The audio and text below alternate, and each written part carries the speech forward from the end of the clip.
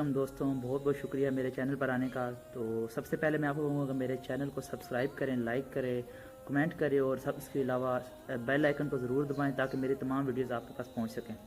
تو چلیں ویڈیو شروع کرتے ہیں۔ میرا آج کی ویڈیو ایک خاص سوال جو آج کل گردش کر رہا ہے ارطغرل غازی اور سلطنت عثمانیہ کے بارے میں جان ہوئے، لیکن اس کو پراپر کوئی جواب نہیں دیتا۔ وہ سوال یہ ہے کہ کیا سلطنت عثمانیہ دوبارہ بنے گی یا نہیں بنے گی۔ تو چلیں آج اس کے بارے میں آپ کو تفصیل سے بتاؤں گا کہ کیا سلطنت عثمانیہ دوبارہ قائم ہو سکتی ہے یا نہیں۔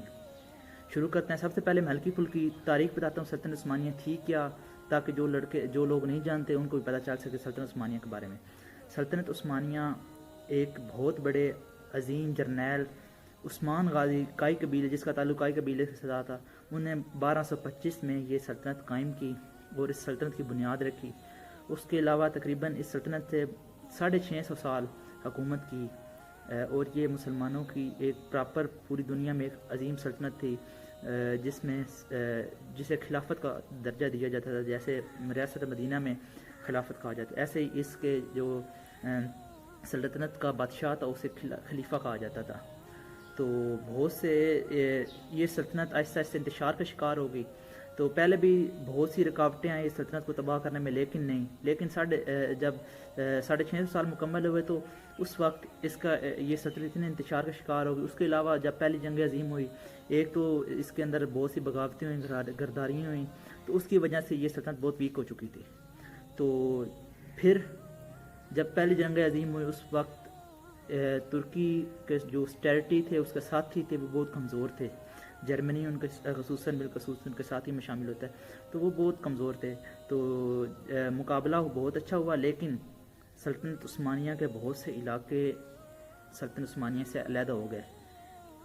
اور پھر جب یہ ہوا، اس وقت آپ ضرور جانتے ہوں گے برصغیر کے مسلمانوں نے بہت جلدی، کیونکہ برصغیر کے مسلمان خلیفہ سمجھتے تھے سلطنت عثمانیہ کے بادشاہ کو، تو لیکن بہرحال وہ سلطنت ختم ہوگی۔ تو اور اس کے بعد ایک معاہدہ ہوا جو مصطفیٰ کمال اتاترک ترک نے کیا، وہ معاہدہ لوزان کہلایا جاتا ہے، جس کی وجہ سے ترکی آج باؤنڈ ہے اور نہ وہ سلطنت ختم ہو گئی تھی۔ تو سب سے پہلے میں اس معاہدے کے بارے میں آپ کو بتاتا ہوں وہ معاہدہ کیا تھا۔ سب سے پہلے ایک تو جو خلیفہ تھا اسے ملک بدر کر دیا گیا، مطلب ترکی میں وہ نہیں رہ سکتا۔ دوسرا، ترکی ایک آزاد ریاست کہلائی گئی۔ تیسرا اس میں یہ آتا ہے کہ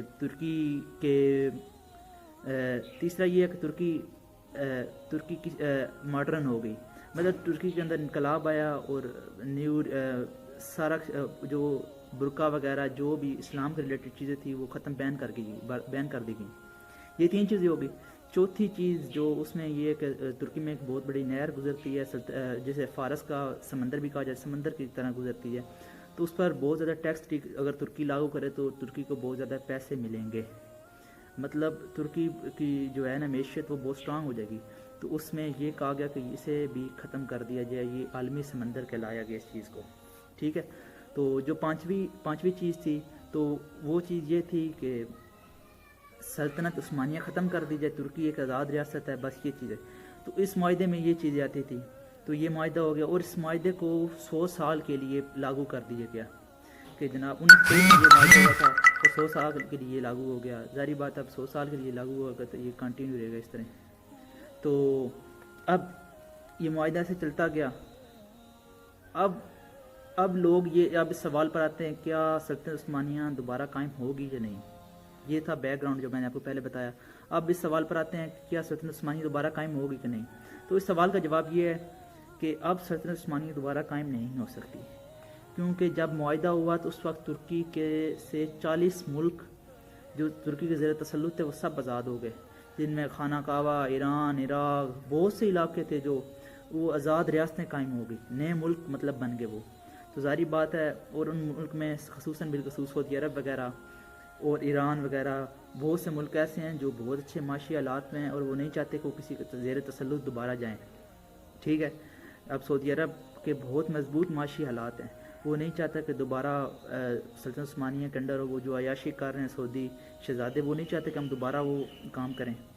تو اس لیے یہ بہت مشکل ہے کہ سلطنت عثمانیہ دوبارہ، کیونکہ وہ علاقے، ہاں البتہ اگر طیب اردگان وغیرہ یہ کر سکتے ہیں کہ ترکی کو آزاد ریاست کہلا کر خلافت کا درجہ دے دیں، لیکن پھر بھی نہیں، کیونکہ ترکی کو خلافت کا سب سے پہلے یہ جاننا ہے ترکی کو خلافت کیوں کہا جاتا تھا، کیونکہ اس وقت ترکی کے زیر تسلط خانہ کعبہ بھی آتا تھا اور فلسطین کے 2 علاقے کہتے تھے، جس وجہ سے انہیں خلافت کا درجہ دیا گیا تھا۔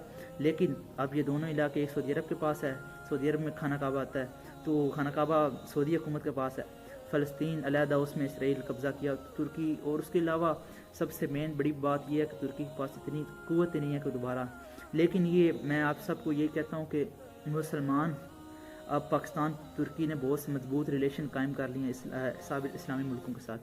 اب اسلامی ملکوں کو چاہیے کہ دوبارہ اتحاد اپنا قائم کرے، وہی جو انہوں نے پرانی اپنا رتبہ کھویا تھا وہ دوبارہ قائم کر سکتے ہیں، لیکن اس کی وجہ یہ ہے کہ اب ترکی میں اسلام دوبارہ آ گیا۔ اور سب سے پہلے میں کہتا ہوں یہ جو ڈرامہ ہے ارطغرل غازی ماشاءاللہ بہت ہی اچھا ڈرامہ ہے، اس سے ایک تو جو جنریشن سوئی ہوئی تھے میں خود اپنے ادھر علاقے کی پاکستان کی بات کر رہا ہوں، تو ادھر جو ہے ہمارے بچوں کو یہ کہا جاتا تھا کہ امن چاہیے، امن میں رہنا ہے، کوئی کام نہیں کرنا، لیکن جب اسلام سے پہلے چلے جائیں تو مائیں، اور اسلام ہمیں خود جہاد کا درس دیتا ہے، اسلام ہمیں امن کا رہنے کا کہتا ہے، لیکن اس جگہ پر جہاں امن ہو، جہاں واقعی، لیکن جہاں دشمن امن نہ چاہتے وہاں امن نہیں، اور یہ ہماری حکومتوں کو بھی سمجھنا چاہیے۔